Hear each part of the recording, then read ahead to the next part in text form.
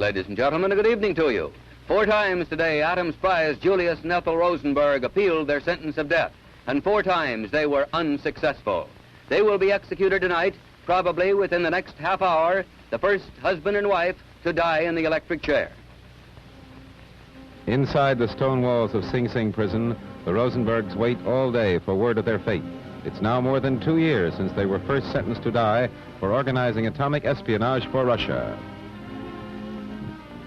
Rabbi Irving Kozlow, a prison chaplain, goes in. He will not leave until after the execution, which is being held before sundown because the setting of the sun this Friday marks the beginning of the Holy Sabbath in the Jewish calendar.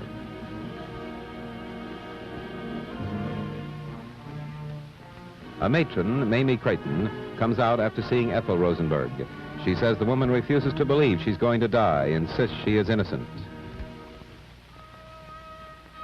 State troopers surround the prison to prevent demonstrations. Again, there are none. The hours pass slowly. Julius Rosenberg, now 35, his wife Ethel, now 37, married 14 years and 1 day, parents of 2 boys, tonight dined on hard-boiled eggs, macaroni salad, and tea. There was no time for the usual last meal. Their fate is decided in Washington. And here is that story from David Brinkley. In these last minutes before the Rosenbergs are electrocuted at Sing Sing prison, here's how in Washington today their attorneys went through the last possible legal maneuvers to save them. It began at noon at the Supreme Court. Normally quiet, but today surrounded by groups of the curious. The court met at noon. At 12:06, it announced a decision to end the Rosenberg stay of execution. That was the stay granted 2 days ago by Justice Douglas. That seemed to be the end, but it wasn't. Their attorneys promptly asked for another stay while they appealed to President Eisenhower again for clemency. The court said it would consider it. Meanwhile, the lobbyists who came to Washington to work for the Rosenbergs kept up their parade in front of the White House. People riding by in automobiles shouted and asked why they didn't go to Russia. But there was no other disorder, so the police left them alone. They even sang a little song somebody wrote especially for this occasion, but the picketing and singing did them no good, because at the Supreme Court by this time, the government's lawyers, having won their case, were leaving. The court had refused again to delay the execution. A few minutes later, Emanuel Block, chief counsel, came out, read us a telegram he had sent to the president. For sake of American tradition, prestige, and influence, urge redress for Rosenbergs. Demand you be afforded sufficient time to consider this serious matter. The president's answer came quickly. Here it is, read by a White House press officer.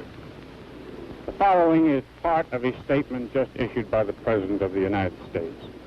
I am convinced that the only conclusion to be drawn from the history of this case is that the Rosenbergs have received the benefit of every safeguard which American justice can provide.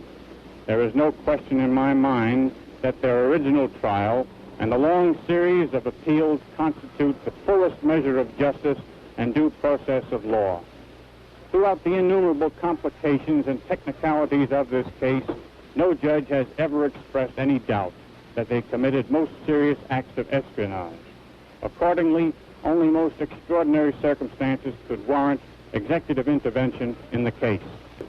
When democracy's enemies have been judged guilty of a crime as horrible as that of which the Rosenbergs were convicted, when the legal processes of democracy have been marshaled to their maximum strength to protect the lives of convicted spies, when in their most solemn judgment the tribunals of the United States have adjudged them guilty and the sentence just, I will not intervene in this matter.